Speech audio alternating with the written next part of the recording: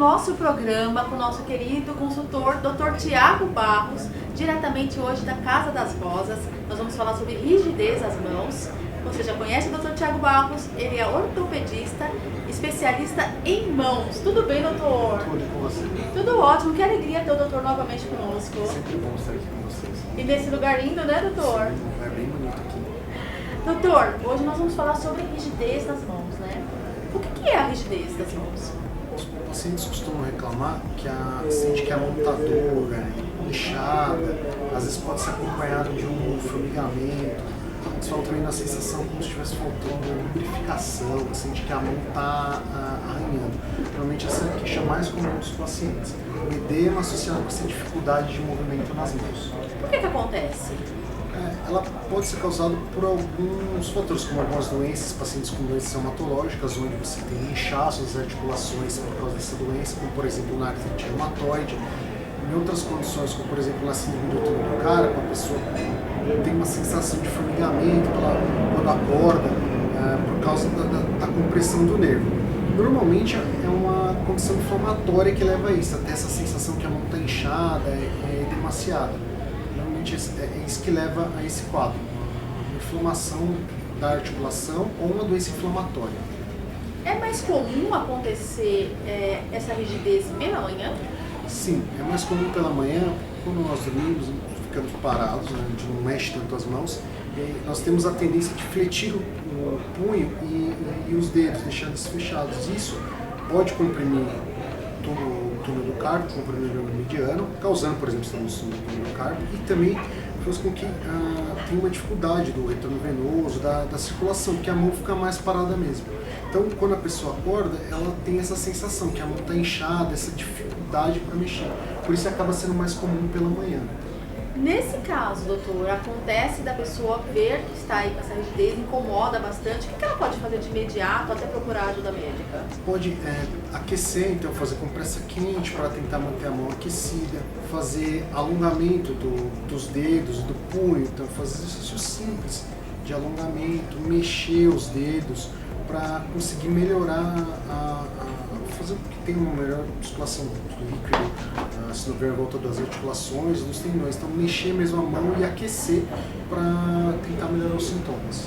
É mais comum acontecer com criança ou não está relacionado à idade? É mais comum nos idosos. E muitas vezes é mais comum nos idosos porque eles já têm uma osteoartrite, uma osteoartrose, que é um desgaste das articulações. Então, devido a esse desgaste, muitas vezes pela posição que a gente dorme, que forma uma parada, pode piorar a inflamação e aí ele costuma ter mais sintomas dessa rigidez por causa da doença articular que ele tem. Em crianças é muito pouco comum, a não ser que a criança tenha alguma doença inflamatória ou reumatológica, aí sim ela pode apresentar esses sintomas, mas normalmente associada a uma outra patologia. Seria a patologia principal, a inflamação das mãos, o edema na mão, e sim secundário a alguma outra patologia. Com a chegada do inverno, doutor, tende a piorar, principalmente para os idosos? Sim, tende a piorar.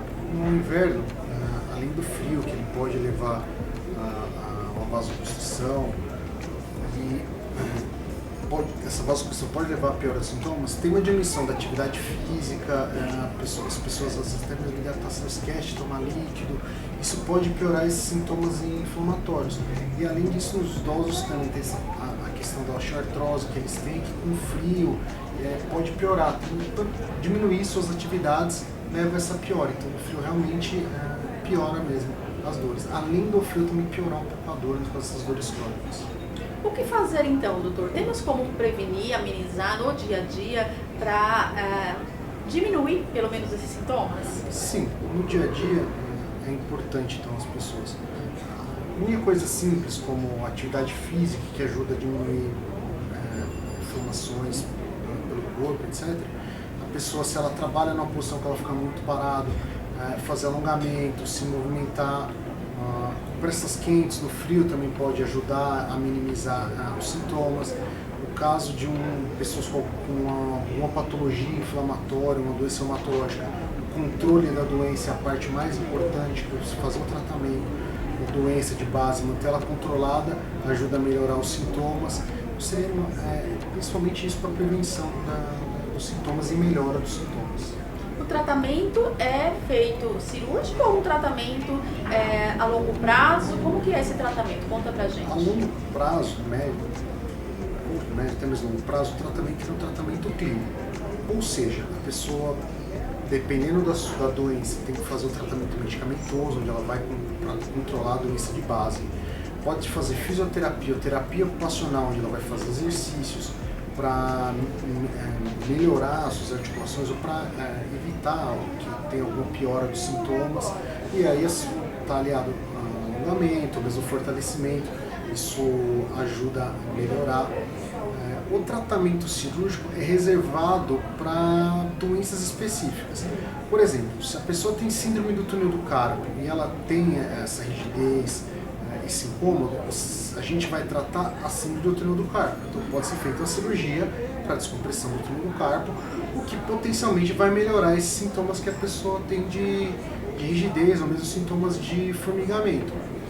Em certas patologias onde você já tem uma destruição articular muito importante, a gente pode fazer o tratamento da articulação. Ou seja, no tratamento cirúrgico, você pode fazer uma artrodese, que é quando a gente junta os ossinhos e tira o movimento da articulação. E uma outra possibilidade, dependendo da articulação, é fazer uma artroplastia, onde a gente faz a substituição daquela articulação doente por uma prótese articular. Não são os tratamentos mais comuns que a gente faz. Normalmente o tratamento que a gente mais faz é o tratamento clínico. E esses tratamentos cirúrgicos, no caso a artroplastia ou uma artrodese, ficam reservados para doenças mais graves ou normalmente doenças mais graves que a gente acaba fazendo isso. Doenças não tão graves, o tratamento primordial, o tratamento clínico. Ou seja, são inúmeras opções, né, doutor? E o primordial, como o doutor está dizendo, também é procurar ajuda, não se acostumar com essa rigidez, esse incômodo, que realmente acaba atrapalhando o dia a dia das pessoas, né, doutor? Sim, uma coisa que eu comento muito com os pacientes, esses quadros de rigidez e dores, é para o paciente procurar os gatilhos. Então, o que seria isso? Então, muitas vezes o paciente vem com a queixa que está com uma dor e eu pergunto, o que você fez de diferente quando começou? Você fez alguma coisa de diferente? Ou você simplesmente estava seguindo a sua rotina? Porque alguns desses casos de rigidez, por exemplo, associados a uma tendinite, é algo que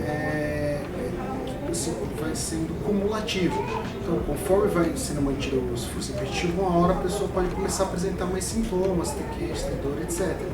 Mas em outros casos pode ser alguma contusão ou mesmo alguma lesão que leva a um inchaço, que a pessoa estava fazendo um exercício e executou de maneira errada, fez uma lesão ligamentar, entorse, isso pode causar. Então isso é algo que é muito importante mesmo para os pacientes observarem.